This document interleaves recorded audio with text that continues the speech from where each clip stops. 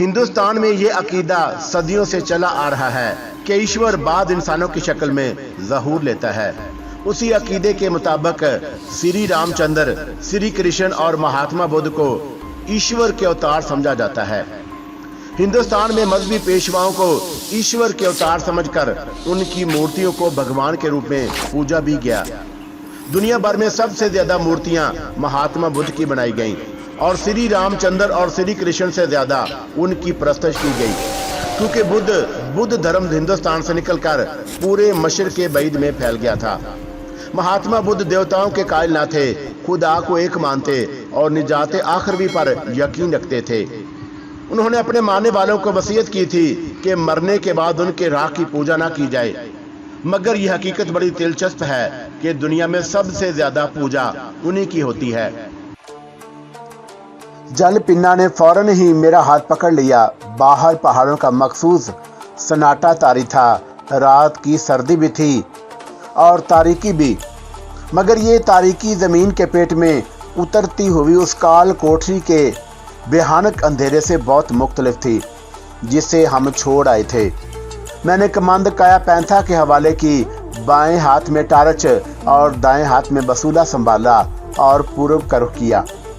सुरंग की बुनियाद का पत्थर गिरने से अगरचा हौलनाक धमाका हुआ था और खतरा था कि उसकी आवाज सुनकर खानका के पहरेदार ये मालूम करने के लिए कि आवाज कैसी थी बाहर निकल आएंगे, लेकिन काया ने बताया कि उसने अंधेरे में हर तरफ नजरें दौड़ाईं और दूरों नजदीक किसी साई को भी हरकत करते नहीं देखा।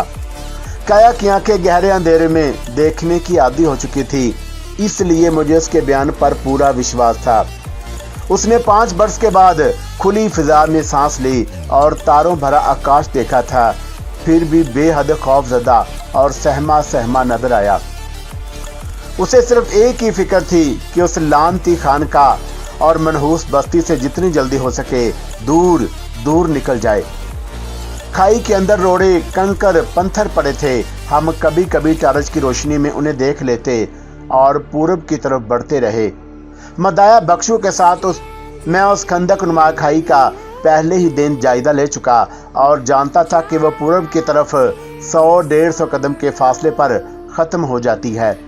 कमांड एहतियातन साथ ले ली थी कि शायद उसी के सहारे खाई से निकलना पड़े, और वाकई उसकी जरूरत पेश आ गई।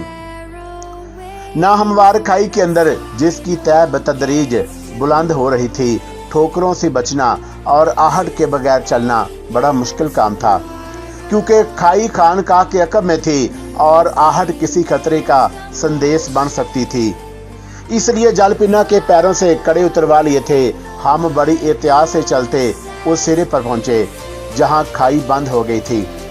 यहाँ उसकी चौड़ाई 10-12 फुट और ऊंचाई 20-25 फुट से ज्यादा न थी, मगर ये 20-25 फुट ऊंची दीवारें बिल्कुल सपाट और अमूदी थीं, जिनसे बाहर निकलने का कोई रास्ता नहीं था। मैंने पूर्वी सिरे पर कमांद फेंकी जहां नोकीले पत्थरों की बाढ़ थी।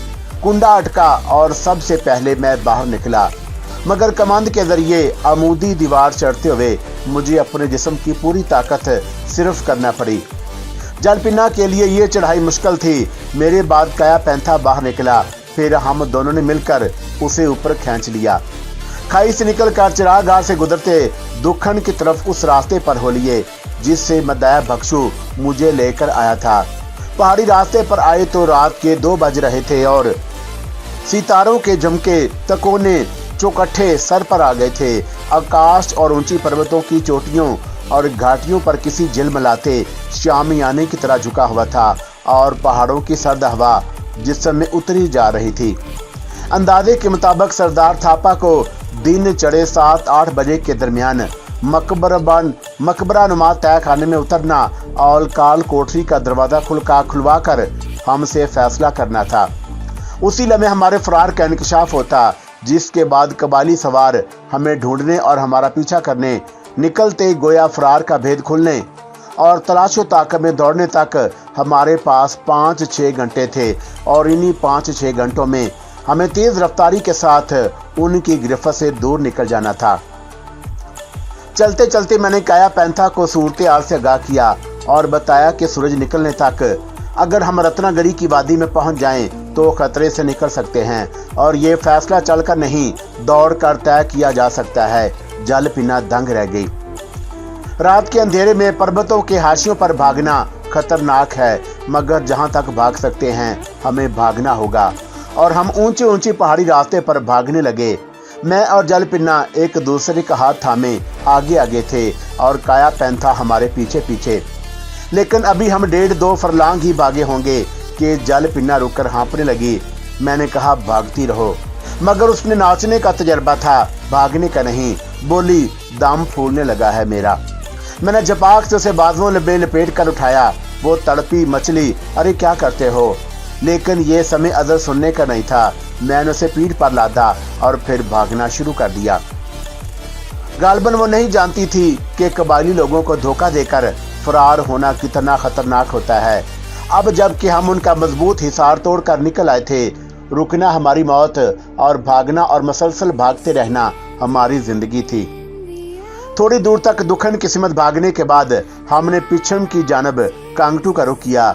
गूंगे मदाया के साथ जब मैं पहाड़ी खानका की तरफ आया तो इन रास्तों को अच्छी तरह देख लिया और ध्यान में रखा था कि अगर वापसी खतरनाक हालात में हुई तो कहीं रास्ता भूलकर किसी और सिमत ना निकल जाऊं।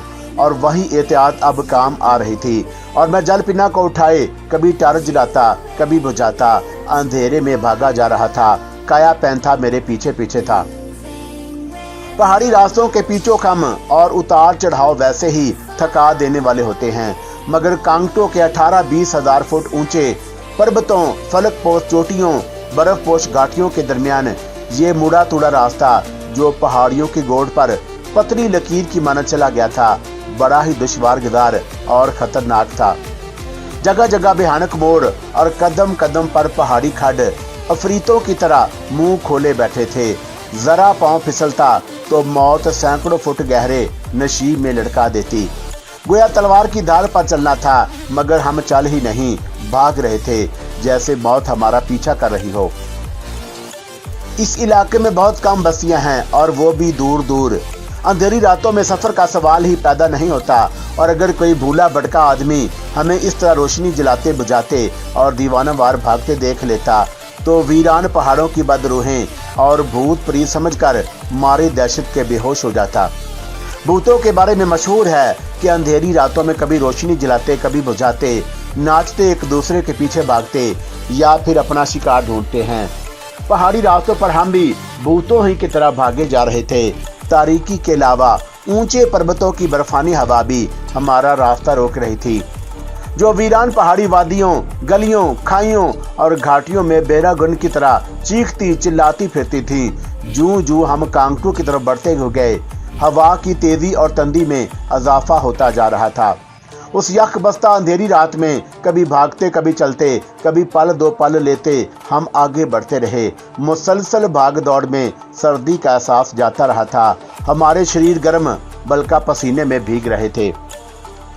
जल पिन्ना को यह ख्याल बार बार परेशान कर रहा था कि मेरी पीठ पर लदी है मैं अपने साथ उसका बोझ भी उठाए भाग रहा हूँ। उसने 1-2 बार इसरार किया कि उसे तार दूं, मगर इन खतरनाक रास्तों पर वो भाग तो क्या चल भी नहीं सकती थी और हमें ये रास्ते जल्द से जल्द अबूर कर लेना थे। हमारे जीवन की बाजी मौत से लगी थी। थापा बहादुर के कबायली सवार दिन का उजाला फैल जाने के बाद शिकारी कुत्तों की तरह हमारे पीछे झपट पड़ेंगे और ये बेरहम कबायली जो पर्वतों की तूफानी हवाओं के साथ उड़ते और अपने शिकार पर वैशी दरिंदों की तरह झपटते हैं, अगर ताक़ब में निकल आए तो सूरत हाल तो हमारा बच निकलना मुश्किल था। काया पैंथा इस भयानक हकीकत को अच्छी तरह जानता था और अब जल पिन्ना भी सूरत हाल की संगीनी को समझ रही थी, इसलिए चुप हो गई। उसने अपनी नाजुक कलाइयां मेरी गर्दन पर परो दी थी और मैं उसे पीठ पर लादे भाग रहा था, जैसे सदफ अपने मोती को उठाए सागर की लहरों में सफर करता है। उस सर्द अंधेरी भयानक रात में जीवन की लगन हमारी हर मुश्किल पर गालिब आ रही थी और जीवन उस तारीकी में भी हमें रास्ता दिखा रहा था। अचानक माहौल में एक खुशगवार तब्दीली हुई।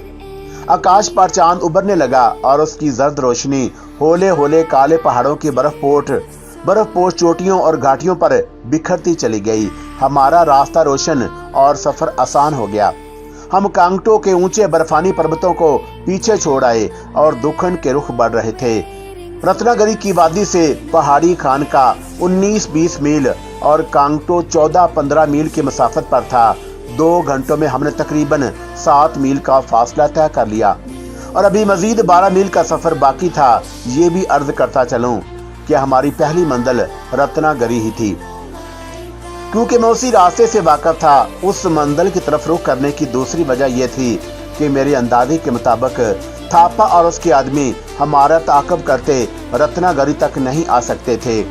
वो सूब जी, शास्त्रू और पीगू के सामने खानकाह में मेरी आमद मौजूदगी से इनकार कर चुके थे, लिहाजा इस वादी में हरगिज न आते जहां उन्हें साओगारी के बासियों से आमने सामने का धड़का था। कांगटो से गुजरने के बाद सफर कुछ आसान हो गया। आखिरी रातों का चांद आकाश से हमारी रहनुमाई कर रहा था। अब जल पिन्ना मेरी पीठ से उतर आई और हमारे कदम ब कदम भाग रही थी। जहां थक जाती मैं उसे फिर उठा लेता और कभी कभी उसका सुंदर बदन अपने बाजुओं में समेट लेता। काया पैंथा नंगे पांव रिहाई और नए जीवन के धुन में महू सफर था। भाग दौड़ का ये सिलसिला सवेरे तक जारी रहा। तेज हवा की वजह से धुंध भी नहीं फैली थी। जब सूरज ने पूरब के पहाड़ों से सर उठाकर देखा, हम रत्नागिरी के शुमाली पर्वत के हाशियों पर सफर कर रहे थे और अनाथ बिन सिर्फ 2.5 मील दूर था। मंजिल पर पहुंचने की धुन में यह फासला बड़ी आसानी से तय हो गया। मैं अपनी आप बीती के शुरू में कहीं बता आया हूं कि शुमाली पर्वत के जनूबी तराई कुदरत की सनाई का अजीब नमूना थी। यहाँ 2.5-3 मील का नशीब एक कुदरती स्टेडियम का नक्शा पेश करता था, क्योंकि पर्वत की ढलान छोटे छोटे तवील कितों में बट गई और उन कितों ने लंबी लंबी सीढ़ियों की शक्ल इख्तियार कर ली थी। जहां ये सीढ़ियां खत्म होती थी, वहां से तराई का जंगल शुरू हो जाता था। रात भर की जागी और थकी मांदी जल पिन्ना मेरा हाथ थामे ये कुदरती सीढ़ियां उतरने लगी। काया पैंथा कुदरत के इस अजीब कारीगरी पर हैरान था। आखिर हम नशीब में उतरकर तराई के जंगल में दाखिल हुए। घने दरख्तों के बीचों बीच बहता चश्मा अबूर करके अनाथ बिंडू की समाधि पर पहुंचे और वहां इस तरह ढह गए जैसे कोई थका हारा पंछी शिकारी की गोली से बचकर अपने घोंसले में गिरता है। 19-20 मील का इंतहाई कठिन और मुश्किल सफर 5.5 घंटों में तय हुआ। सारी रात रिहाई की कश्मकश और भाग दौड़ में गुजरी थी। हम तीनों के जीवन में ऐसी रात कभी नहीं आई थी।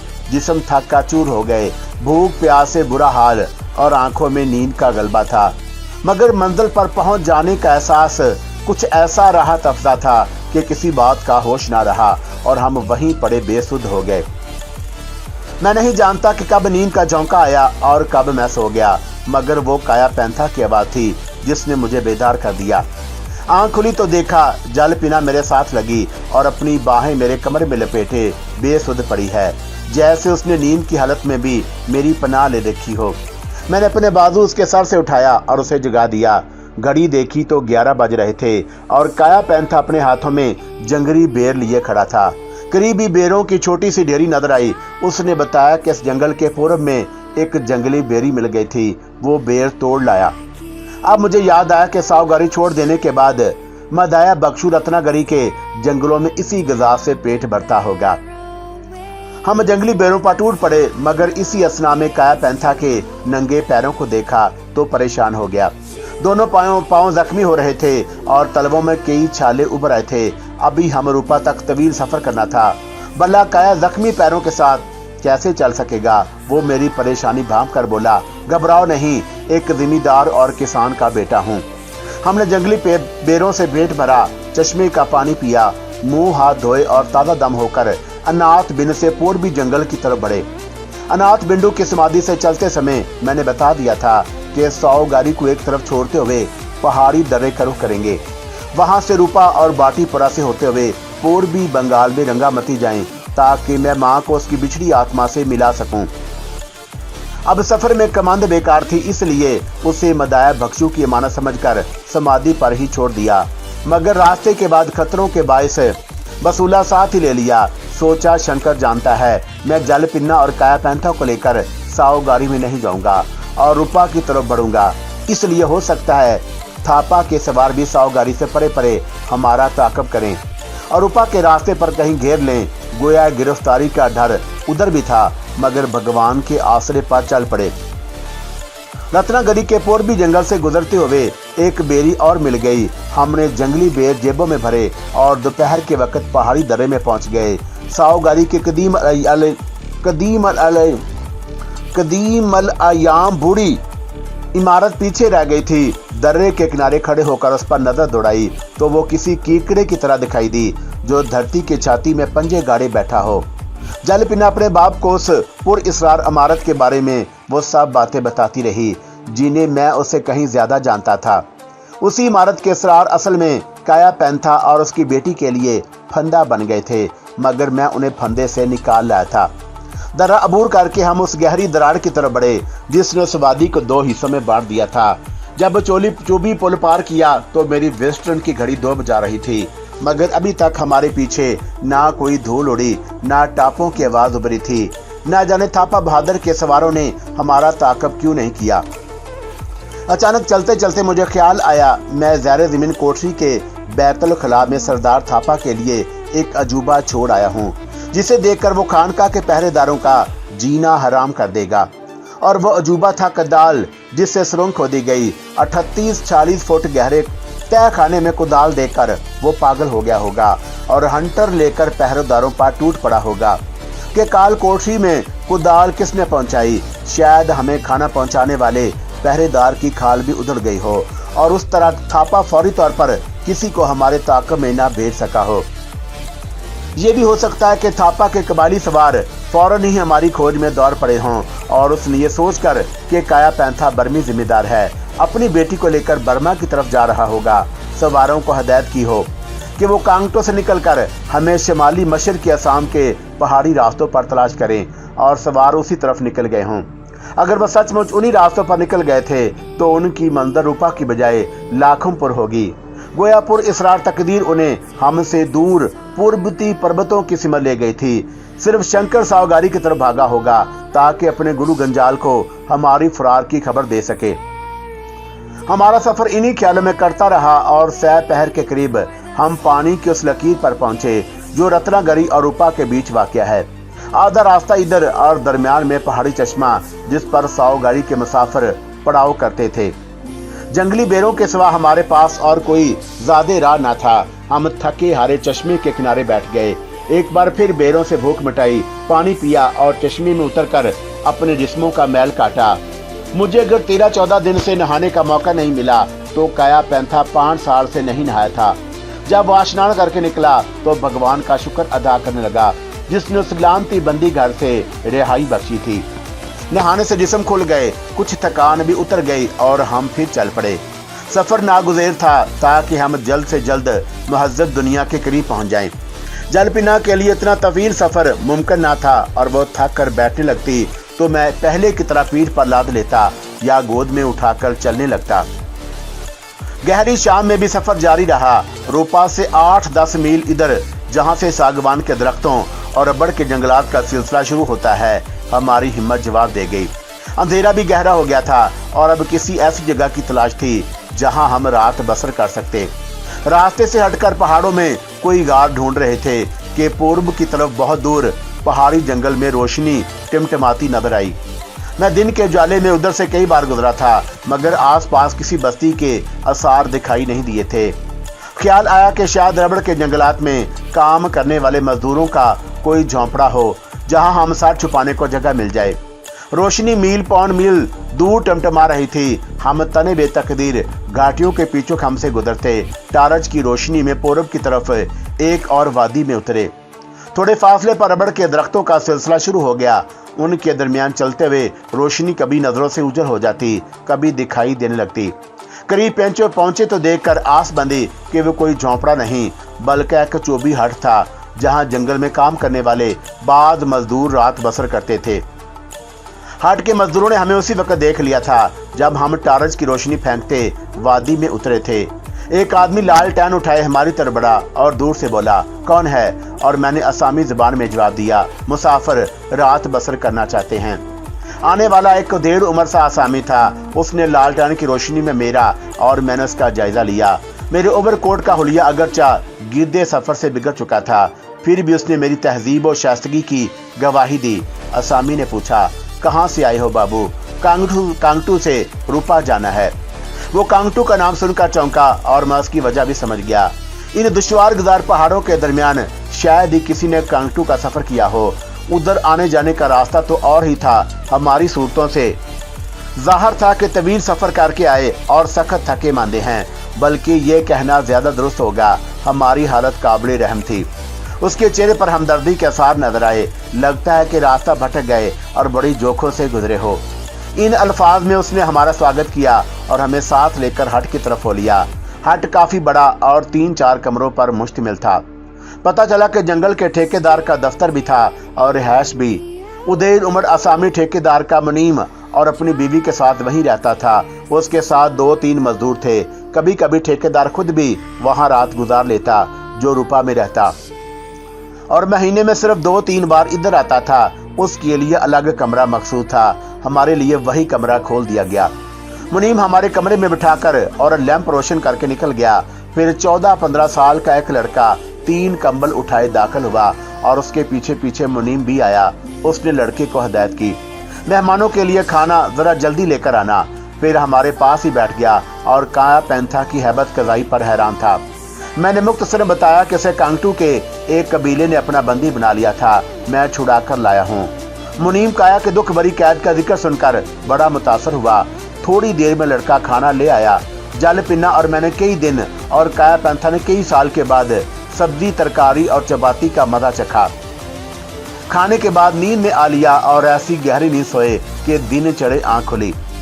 हट के मजदूर सवेरे जंगल में काम करने चले गए। मुनीम ये पूछने आया, हमें रात कोई तकलीफ तो नहीं हुई और हम नाश्ता किस वक्त करेंगे? मैंने उसकी मेहमान नवाजी का शुक्रिया अदा किया और कहा, मुनीम जी नाश्ता भी हो जाएगा, पहले ये बताओ यहाँ हजामत का सामान मिल जाएगा? वो मेरा बड़ा हुआ शेर देखकर मुस्कुराया और फिर उसी कमरे से एक छोटा सा चोबी डिब्बी निकालकर मेरे सामने रख दिया। उस डब्बी में कैंची, उस्तरा, बुरश, साबन, आईना, हर शय मौजूद थी। मैं समझ गया कि यह सामान ठेकेदार का होगा, क्योंकि कभी कभार ही इस्तेमाल में आता था। मुनीम ये कहकर चला गया, तुम हजामत बना लो, मैं नाश्ता तैयार कराता हूँ। हजामत का सामान दरअसल काया पैंथा के लिए मांगा था, जिसकी दाढ़ी, मूंछों और सर के बाल साधुओं की तरह बढ़ गए थे और शहरी दुनिया में दाखिल होने से पहले जरूरी था कि हुलिया ठीक कर लिया जाए। काया पैंथा का हुलिया दुरुस्त करने में 15-20 मिनट लग गए। हजामत के बाद वो अटक मारफर संघ का कालिंग हकामती के जिम्मेदार काया पैंथा के रूप में आ गया। बाप को असल रूप में देखकर जल पिन्ना उससे लिपट गई। अब वो 45 साल का खुशखकल आदमी नजर आ रहा था। मैंने अपना हुलिया भी ठीक किया और हाथ मुंह धोकर नाश्ते का इंतजार करने लगा। मुनीम ने हमारे साथ बहुत अच्छा बर्ताव किया और काया के लिए कुर्ता पजामा और एक अदद पुराना जूता भी मुहैया कर दिया। रुखसत होने लगे तो मैंने 20 रुपए उसके हाथ पर रख दिए, मगर उसने रुपए लेने से इनकार कर दिया। जोर लगाया तब भी नहीं लिए। पहाड़ी जंगल से एक सीधा रास्ता रूपा को जाता है, उसने बताया। उस रास्ते पर कोई 2 मील दूर एक छोटी सी बस्ती है, जहां से सवारी के घोड़े मिल जाएंगे। उसने बड़े तपाक से हमें रुखसत किया। 2 मील का सफर तय करने के बाद बस्ती में दाखिल हुए तो घोड़े मिल गए और दोपहर को हम रूपा पहुंच गए। वहां से लारी पकड़ी और बाटीपुरा की तरफ रवाना हुए। इस सफर में अगर कोई खास बात थी तो सिर्फ ये कि पिछले दिनों जब मैं रंगामती गया तो रूपा से बाटीपुरा तक सुंदरमती मेरी शरीक सफर थी और अब उसकी बजाय जल पिना मेरे साथ अगली सीट पर बैठी थी। सपहर को हम बाटीपुरा पहुंचे। मन चाहता था कि हवेली में जाऊं और एक नजर सुंदरमती को देख लूं, मगर लारी अड्डे से रेलवे स्टेशन का रुख किया। जल पिन्ना और काया पैंथा के हमराही मैं सुंदरमती से मिलना मुनासिब ना समझा। अलबत्ता पोस्ट ऑफिस से एक कार्ड उसे पोस्ट कर दिया। अब भारत मुक्त सिर थी प्यारी सुंदरमती। मेरी चिंता ना करना, मैं गुम नहीं हुआ। साओगरी से जो आदर्श लेकर निकला था उसे पूरा करके बहुत जल्द तुम्हारे पास पहुंच जाऊंगा। ये इतला सिर्फ तुम्हारे लिए है कि मैं बिल्कुल खैरियत से हूँ। किसी और को बताने की जरूरत नहीं। अगर आकर बताऊंगा पिछले दिनों मेरे साथ क्या बीती। तुम्हारा कैशप। ये कार्ड सिर्फ इसलिए लिख दिया था कि वह परेशान ना हो। बाटीपुरा से शाम की गाड़ी मिल गई। रेल का सफर बड़े मजे में कटा। रात कुछ सोते, कुछ ऊँगते, कुछ जागते गुजारी। दूसरे दिन सुबह के समय गाड़ी नींदों के सबज शहर चटागांग में पहुंच गई और हम स्टेशन से निकलकर शहर में दाखिल हुए। पहाड़ी खानका से चट्टागांग तक सफर की एक कहानी खत्म हो गई और दूसरी शुरू होने वाली थी। पिछले दिनों सावगारी जाते हुए मैंने चट्टागांग से सुंदरमती के लिए जुड़ाव हार और जलपिन्ना के लिए जुड़ाई कड़ों की जोड़ी खरीदी थी। सुंदरमती तो हार का तोहफा देकर दे दिया, मगर जलपिन्ना को अभी तक कड़े भेंट नहीं कर सका था। वो कड़े सावगारी में ही रह गए थे। अब मैं जलपिन्ना को कोई नया तोहफा देना चाहता था, इसलिए पहले बैंक से रुपया निकलवा कर सेठ लक्ष्मी नारायण की दुकान पर पहुंचा और जलपिन्ना की पसंद के जुड़ाव झुमके खरीदे। ये पहला तोहफा था जो उसे भेंट किया और उसने मेरे इसरार पर झुमके पहन लिए। इस तरह मैं भगवान की नर्तकी को अपनी दुनिया में वापस ले आया। बाजार से एक नई साड़ी भी लेकर पहना दी और ये इस बात का ऐलान था कि अब वो किसी मंदिर की पुजारन और नर्तकी नहीं रही। काया पैंथा सब कुछ चश्मे हैरत से देख रहा था। मैंने उसके लिए, अपने लिए, माँ के लिए कुछ कपड़े खरीदे और दरियाई बंदरगाह का रुख किया। उस बंदरगाह से जलपिन्ना और काया पैंथा के एक नए जीवन का आगाज हो रहा था। और जब लांच दरियाई कर्नाफली की लहरों पर रंगामती की तरफ रवाना हुई, उन दोनों का एक जीवन, एक अलमनाक माजी पीछे रह गया। काया पैंथा ने चट्टागांग और उसका साहली इलाका ही नहीं, बंगाल का नीरंग जमाना, जंगल, सुंदरबन भी देखा था, जिसे कितनी ही नदियों और खाड़ियों ने कई कतों और जजीरों में बांट दिया था। और ये घने किते और जजीरे खलीज बंजाल के पूरे सहल पर शिकारियों के भयानक सपनों की तरह बिखरे थे। मगर जलपिन्ना के लिए सब्ज नींदों के इस इलाके में एक अनजानी कशिश थी और कर्नाफली के दोनों किनारों पर सरसब्दो शादाब पहाड़ियों और जंगलात का मंजर उसे हैरान किए देता था। उन्हीं हसीन और दिलकश नजारों के दरमियान से गुजरती लांच रंगामती के साहल से आ लगी। जब मैं काया पैंथा और जलपिन्ना को लेकर घर के दरवाजे पर पहुंचा, शाम हो रही थी और सुंदर सा मलजगा अंधेरा दीवारों और मंडेरों पर फैलता जा रहा था। दस्तक देने की नौबत नहीं आई, दरवाजा खुला था। मैं बाप बेटी के आगे अंदर दाखिल हुआ और माँ को आवाज दी, जो मेरी आवाज सुनते ही रसोई घर से निकली और आते ही मुझसे लिपट गई। अरे कैसे बेटे, मैंने रात ही सपना देखा, तू मेरी तरफ भागा आ रहा है। मैं हैरान थी कि न जाने ये कैसा सपना है। और देख ले, मैं आ गया माँ, तेरा सपना पूरा हो गया। उसने अभी तक तवज्जो ना दी थी कि मेरे साथ कौन है। जो ही नजर जलपिन्ना पर पड़ी, मुझे छोड़कर एकदम पीछे हटी और हैरत पाश नजरों से उसे देखती ही रह गई। जलपिन्ना हो बहू अपनी माँ चंद्रबाला की तस्वीर थी। उस तस्वीर को देखा तो तस्वीर हैरत बन गई। मैंने कहा, माँ पहचान तो सही, कौन है ये। मेरे अल्फाज ने उसकी मुहैया तोड़ दी और कपकपाती आवाज में बोली, मैंने पहचान लिया है अपनी बिछड़ी आत्मा को। ये मेरी चंद्रबाला की निशानी है, ये जलपिन्ना है मेरी। ये कहकर वो लपक कर आगे बढ़ी, अपनी बिछड़ी आत्मा को बेकरारी के साथ गले से लगाया और फिसकियां भरकर रोने लगी। जलपिन्ना को भी उसके रूप में अपने माँ की झलक नजर आई थी, जो उसे जन्म देते ही चल बसी। उसने माँ की ममता देखी थी, नामोसी का प्यार। अब जो एक रोती करलाती औरत ने उसे गले से लगाया तो वो भी फूट फूट कर रोने लगी और माँ से चिमटती चली गई। उन्हें रोते बिलखते तड़पते सिसकते देखकर मेरी आंखें भी भीग गईं, दिल भर आया। माँ रो भी रही थी, बार बार जलपिन्ना का मुंह भी चूम रही थी और अपनी ममता का इजहार भी किए जा रही थी। मेरी बच्ची, मेरी आत्मा, मेरी गुड़िया। ना जाने उसने चंद्रबाला की उस जीती जागती तस्वीर को कितनी बार चूमा, कितनी बार गले लगाया। यूं लगता था वो उसे अपने अंदर समो लेना, छुपा लेना चाहती है, ताकि कोई उन दोनों को जुदा ना कर सके। जलपिन्ना की सिसकियों के दरमियान सिर्फ एक ही लफ्ज सुनाई दे रहा था और वो ये लफ्ज था, माँ, जो उसके होंठों पर सिसकता और आंखों से टपकता रहा। और उसने एक लफ्ज ने सबको तड़पा दिया, माँ ने उसे भींच लिया। तेरे रूप में मेरी चंद्रबाला मुझे मिल गई। वो मुझसे रूठ गई थी, मगर तुझे कभी नहीं रूठने दूंगी, कहीं नहीं जाने दूंगी। काया पैंथा भी एक तरफ खड़ा रो रहा था। मैंने भीगी आवाज में कहा, माँ, जलपिन्ना अब कभी न कहीं नहीं जाएगी, मगर क्या तू काया पैंथा से नहीं मिलेगी? काया पैंथा का नाम सुनकर वो चौंकी और आंसू पूंजती हैरतज़दा सी बोली, तूने कहा था काया। मैंने उसकी बात काट दी। वो खबर गलत थी माँ, काया मूसा मरे नहीं थे, जिंदा हैं और जलपिन्ना के साथ मैं उन्हें भी तेरे दरबार पर ले आया हूँ, ये देख। काया ने फौरन आगे बढ़कर माँ के चरण छू लिए और गुड़ूगीर आवाज में बोला, कसम जीजी, मैं तुम्हारा दोषी हूँ।